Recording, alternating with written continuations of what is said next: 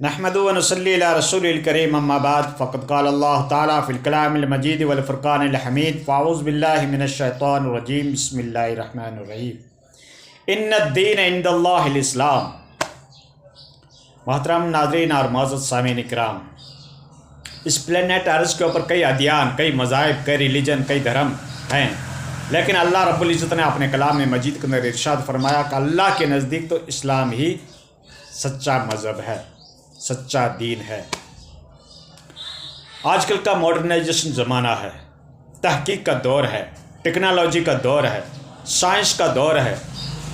انسان نے کیا سے کیا کر کے دکھلا دیا، ہر چیز کی انسان سرچ کر رہا ہے، ریسرچ کر رہا ہے، تحقیق کر رہا ہے، کھوج بین کر رہا ہے۔ ہر چیز کی ماہیت کو معلوم کرنے کی انسان کے اندر اللہ تبارک تعالیٰ نے اتنی صلاحیت دی ہے۔ یہ تعلیم کا دور ہے، ایجوکیشن کا دور ہے۔ تو سائنس کی فیلڈ کے اندر بھی اگر ہم دیکھتے ہیں تو اللہ تعالیٰ کے جو عجوبات ہیں، اس کی قدرت کاملہ کے جو نظارے ہیں، اس کے جو فزیکل فینامین آف نیچر ہیں، تو اس کی فینامین ہمیں اچھی طریقے سے سمجھ آ رہی ہے، کیونکہ سائنس نے اس کو اور بھی آسان کر دیا۔ اتنی تحقیق تو ہمارے بزرگان دین کی بھی نہیں تھی، اتنی تحقیق تو ہمارے اماموں کی بھی نہیں تھی۔ امام غزالی نے کہا کہ سورج جو ہے وہ اتنا بڑا ہے، اتنا بڑا ہے، اتنا بڑا ہے، زمین سے اتنا بڑا ہے، لیکن آج کی جدید تحقیق کہہ رہی ہے کہ 13 لاکھ گنا سورج جو ہے وہ زمین سے بڑا ہے۔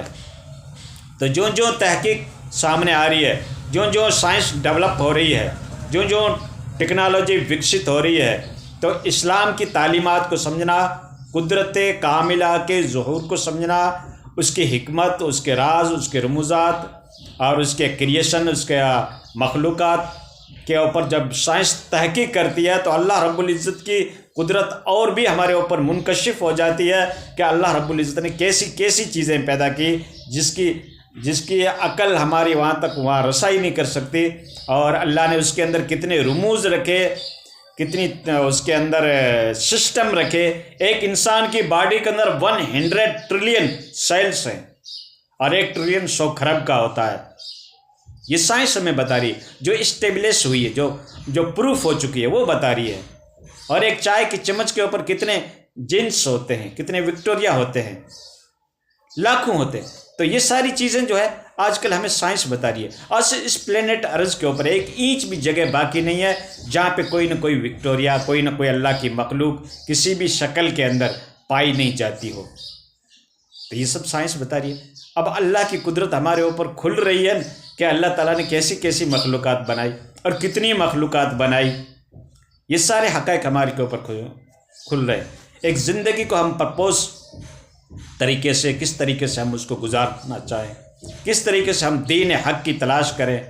مذہب تو بہت، ریلیجن تو بہت، لیکن اس کے اندر برحق مذہب کون ہے جس کو ہم وہاں تک ہماری تحقیق جا کے پہنچے اور ہم اس مذہب کو ایکسیپٹیبل کریں اور زندگی میں امپلیمنٹ کرنے کی کوشش کریں۔ تو دوستو، اللہ رب العزت نے یہ ساری چیزیں تمہارے فائدے کے لیے پیدا کیا، اور دین جو ہے اللہ کے نزدیک وہ مذہب اسلام ہے۔ تمام پیغمبروں کی تعلیم کا لب لباب، خلاصہ کلام کیا ہے کہ لا الہ الا اللہ، نہیں ہے کوئی معبود مگر اللہ کی ذات۔ توحید پرستی کا پاٹھ سب پیغمبروں نے ہم کو پڑھایا۔ جتنے بھی پیغمبر آئے، آدم نبی علیہ الصلوۃ والسلام سے لے کر ہمارے آخری پیغمبر محمد مصطفیٰ تک، جتنے بھی پیغمبر آئے، سب کی تعلیم کا خلاصہ کلام یہ ہے کہ بندوں کو توحید سکھایا جائے، اللہ کی وحدانیت سکھائی جائے، اور وہ بندے جو گمراہ ہیں، بددین ہیں، ان کے اندر دینیات کی باتیں ان کو سکھائی جائے، اللہ سے ان کا کنیکشن جوڑا جائے، بت پرستی، شرک، بدعت، گمراہی، بددینی سے ان کو نکالا جائے۔ تو مین تعلیم تو ہے توحید کی، یعنی اللہ کی وحدانیت سکھانا کہ وہ اکیلا ہے، وہ تنہا ہے، اس کا کوئی ساجی نہیں، اس کا کوئی سپورٹر نہیں، اس کا کوئی ہمدم نہیں، اس کا کوئی مشورہ کار نہیں، اس سے کوئی نیگوشیشن کرنے کی ضرورت نہیں، اسے کوئی ایڈوائزری نہیں دیتا، نہ وہ کسی سے مشورہ لیتا، بلکہ وہ واحد اللہ شریک ہے، نہ اس کا کوئی بیٹا ہے، نہ اس کی کوئی بیوی ہے، نہ اس کی کوئی اولاد ہے، کچھ نہیں۔ اللہ تنہا ہے، وحدہ لا شریک لہ، اللہ اکیلا ہے، اس کا کوئی شریک نہیں۔ یہ تمام پیغمبروں کی تعلیم کا لب لباب یہ ہے۔ اب پیغمبروں کے اوپر کوئی الہامی کتابیں نازل ہوئی، لیکن ان کے فالوورز جو تھے، ان کو جو ماننے والے تھے، انہوں نے اس کے اندر آج کے دور کے اندر چینجنگ کر دی۔ ہاں، اس میں چینجنگ کر دیا، اس کو ٹیمپر کر دیا، اس میں ترمیم کر دی، اس کو رد و بدل کر دیا۔ اس لیے ہم ان کتابوں کو آج تسلیم نہیں کرتے۔ اور تمام ان کتابوں کے اندر پروفیسی بتائی گئی تھی، پیشن گوئیاں بتائی گئی تھی کہ آخری پیغمبر آئے گا جن کا نام محمد مصطفیٰ صلی اللہ علیہ وسلم ہوگا۔ تمام آسمانی کتابیں جو نبیوں کے اوپر نازل ہوئی، توریت ہو، زبور ہو، انجیل ہو، سبھی کے اندر یہ باتیں موجود ہے کہ ایک پیغمبر، آخری پیغمبر آئے گا اور اس کا نام محمد ہوگا، لیکن انہوں نے اس کو ٹیمپر کر دیا، ان کے اوپر انہوں نے ایمان نہیں رکھا۔ اور جو کرسچنٹی ہے یا یہودیت ہے، یہ جن بکس کو مانتی ہے، ان کے جو نیو ٹیسٹمنٹ ہیں یا اولڈ ٹیسٹمنٹ ہیں یا بائبل ہے، کوئی بھی ہے، اس کے اندر بھی یہ چیزیں لکھی ہوئی ہے، لیکن انہوں نے اس جو آسمانی تعلیمات تھی اس کو ٹیمپر کر دیا، اس کو تبدیل کر دیا، بدل دیا ہے۔ اب اس کے اوپر پورا مکمل ایمان نہیں رکھا جا سکتا۔ انہوں نے یہاں تک لکھ دیا کہ داؤد علیہ السلام نے اپنی جو ایک کوئی وزیر تھا، اس کے عورت کے ساتھ معاذ اللہ اس کا اسکینڈل ہوا۔ اس طریقے سے لوط علیہ السلام نے اپنی بیٹیوں کے ساتھ معاذ اللہ ایک اسکینڈل کیا۔ تو یہ چیزیں جو ہے ان لوگوں نے ان کتابوں میں لکھ دی۔ تو ہمارے نزدیک تو داؤد علیہ السلام جو ہیں وہ بھی اللہ کے پیغمبر ہیں، ہمارا اس کے اوپر ایمان ہے، اعتقاد ہے، یقین ہے، عظمت ہے نبی کی کہ بے شک داؤد علیہ السلام اللہ کے پیغمبر تھے، لوط علیہ السلام اللہ کے پیغمبر تھے۔ اس کی مورلٹی کے اوپر، اس کے شرافت کے اوپر، ان کے اخلاق کے اوپر ہمیں بالکل انگلی اٹھانے کا گنجائش نہیں ملتی، نہیں تو ایمان کا خطرہ پیدا ہو جائے گا۔ ہم کسی بھی پیغمبر کے اندر معاذ اللہ ہم نقص تلاش نہیں کرتے۔ ہمارے یہاں عظمت ہے، ہر پیغمبر کی عظمت ہے۔ موسیٰ علیہ السلام ہو، عیسیٰ علیہ السلام ہو، چاہے داؤد علیہ السلام ہو، چاہے لوط علیہ السلام ہو، چاہے ابراہیم علیہ السلام ہو، چاہے اسماعیل علیہ السلام ہو، چاہے یعقوب علیہ السلام ہو، جتنے بھی پیغمبر ہیں، نوح سے لے کر آدم تک، ہمارے نبی سے لے کر آدم تک، تمام پیغمبروں کے اوپر ہمارا ایمان ہے۔ یہی تو اسلام سکھاتا ہے۔ وہ اللہ کے پروفٹ تھے، اللہ کے میسنجر تھے، اللہ کے پیغمبر تھے، کوئی رسول بن کے آئے، کوئی نبی بن کے آئے، لیکن تمام کے اوپر امت مسلمہ کا ایمان ہے کہ وہ سچے تھے، پکے تھے، اپنے زمانے کے اندر توحید پرست تھے، مواحد تھے، پیغمبر تھے، اللہ کے دین اور اس کے مذہب کا وہ پرچارک تھے، اور اللہ کے دین کی تبلیغ کرنے کے لیے آئے تھے، اللہ کی طرف سے سلیکٹ کیے گئے تھے۔ اور ہمارا تمام پیغمبروں کے اوپر ایمان ہے۔ جس طریقے سے ہمارے نبی آخری محمد مصطفیٰ صلی اللہ علیہ وسلم کے اوپر ہمارا ایمان اور یقین ہے، اتنا ہی ہمارا یقین تمام پیغمبروں کے اوپر ہے۔ یہی مذہب اسلام سکھاتا ہے۔ اور سب کی تعلیمات کا لب لباب، خلاصہ کلام، کہنے کا تاتپریہ یہ ہے کہ ایک اللہ کی وحدانیت کو تسلیم کرو، ایک اللہ کی بندگی کرو۔ تمام پیغمبر، تمام کی تعلیم کا اگر ہم کمپائر کریں، تمام کی تعلیم کا ہم تقابل کریں، تمام کی پیغمبروں کی تعلیم کا اگر ہم خلاصہ ڈھونڈنا چاہیں، تو تمام کی پیغمبروں کی تعلیم اور شکشا، ایجوکیشن، اپدیشک، نردیشک، سب کو ملا کے ایک ہی چیز بنتی ہے کہ اللہ وحد اللہ شریک کی بندگی کرو، اللہ کے سوا کسی کی بندگی مت کرو۔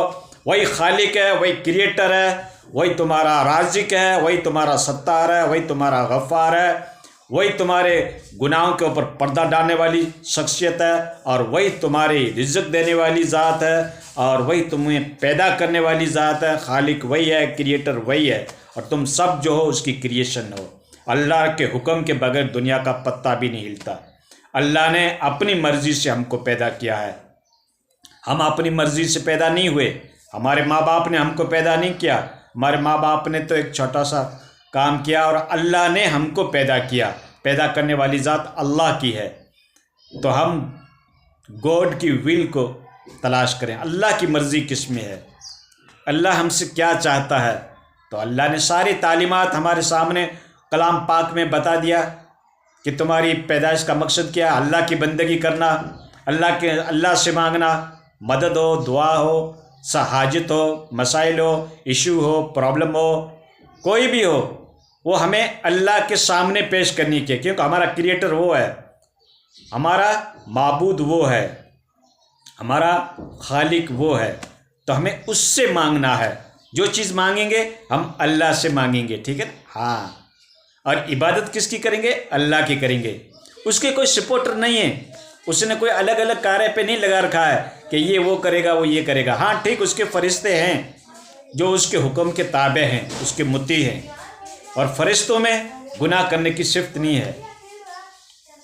فرشتوں کو فری ول نہیں دیا گیا ہے، فرشتوں کو کوئی اختیار نہیں دیا گیا۔ جس طریقے سے ایک بشر کو، ایک انسان کو اللہ تعالیٰ نے فری ول دے رکھا ہے کہ وہ برائی بھی کر سکتا ہے، وہ بھلائی بھی کر سکتا ہے، وہ اللہ کی نافرمانی بھی کر سکتا ہے اور اللہ کی فرمان برداری بھی کر سکتا ہے۔ اب انسان اللہ کی فرمان برداری کرتا ہے، اس کے حکم کی تعمیل کرتا ہے، اس کے احکام کو بجا لاتا ہے، اس کے فرائض کو انجام دیتا ہے، تو پھر اللہ تعالیٰ نے ان کے لیے جنت رکھی ہے۔ جو اللہ کی مرضی کے مطابق جو انسان زندگی گزارنا چاہتا ہے، اس کے لیے اللہ تعالیٰ نے جنت دے رکھی ہے، ٹھیک ہے ہاں۔ اسی کو تقدیر کہتے ہیں۔ کئی لوگ کہتے ہیں بھائی ہماری تقدیر میں لکھا ہے جنت، تو ہمیں جنت مل جائے گی، ہمیں آفٹ فٹ کرنے کی کیا ضرورت ہے، ہمیں کوشش کرنے کی، عبادت کرنے کی کیا ضرورت ہے۔ تقدیر میں جہنم ہے تو ہم جہنم میں جائیں گے، ہم چاہے کیسے اعمال کر لیں۔ دوستو، اللہ تعالیٰ نے تم کو فری ول دے رکھا ہے، اللہ نے یہ اختیار دیکھا کہ یہ کرو گے تو یہ ہوگا۔ اب تم کرنا ہی چھوڑ دیتے ہو، نیک اعمال کرنا ہی چھوڑ دیتے ہو، بدعقیدگی رکھ لیتے ہو۔ ایک انسان پانی میں ڈوب رہا ہے اور اس کو کوئی بتا رہا ہے کہ اس طریقے سے ہاتھ پیر مارو تاکہ تم بچ سکتے ہو، کنارے تک پہنچ سکتے ہو، اور وہ انسان یہ ضد کرے کہ مجھے ڈالا کس نے ہے، پہلے تو وہ بتاؤ، یہی ضد کرتا رہے گا یا اس کا وہ حکم مانے گا جو باہر اس کو کنارے کے اوپر، ساحل کے اوپر اس کو طریقہ بتا رہا ہے کہ اس طریقے کا ہاتھ پیر مارو گے تو آپ کنارے تک پہنچ سکتے ہو، آپ زندگی بچا سکتے ہو، اور وہ یہی ضد کرے کہ مجھے ڈالا کس نے، تو وہ مرے گا یا بچے گا۔ تو دوستو، پیغمبروں نے ہم کو تعلیم دے دی کہ اس طریقے سے زندگی گزارو گے تو تمہارے لیے جنت ہے، اور اللہ نے سارا طریقہ بتا دیا۔ اس کے باوجود اگر ہم ضد کرتے رہیں کہ مجھے کیوں پیدا کیا گیا، تو اس میں اللہ کا کیا قصور ہے، ٹھیک ہے ہاں۔ اللہ رب العزت نے تم کو پیدا کر کے سارے راستے تمہارے سامنے کلیئر کٹ بتا دیے، ساری وضاحت کر دی، سارا معاملہ ایکسپوز کر دیا، ساری سچویشن کو کلیئریفیکشن کر دیا، سارے مقاصد بتا دیے، ساری منزلیں بتا دی، سارے راستے تمہارے سامنے کلیئر کٹ بتا دیے۔ اب اگر تم گمراہی کی طرف جا رہے ہو، اس پتنگے کی طرح تم وہاں چراغ کے اوپر پڑ رہے ہو، جان دے رہے ہو، تو اس میں اللہ کا قصور کیا ہے، ٹھیک ہے نا۔ اللہ نے تو سارے راستے تمہارے اوپر کھول کے بتا دیے اور تم کو اختیار بھی دے دیا۔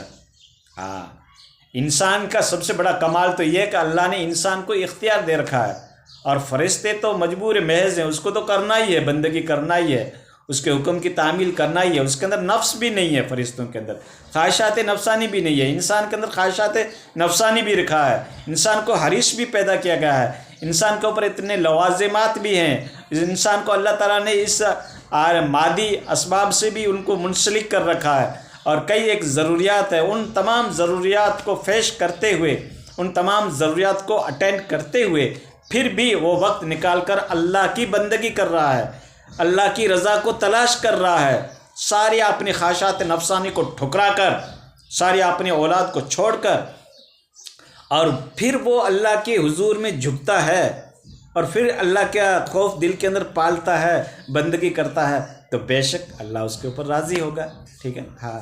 تو اللہ نے تمہیں کس لیے عقل دی تھی، دماغ کس لیے دیا تھا، صحت کس لیے دی تھی، یہ آنکھیں کس لیے دی تھی، یہ ہاتھ کس لیے دیا تھا، یہ پیر کس لیے دیا تھا۔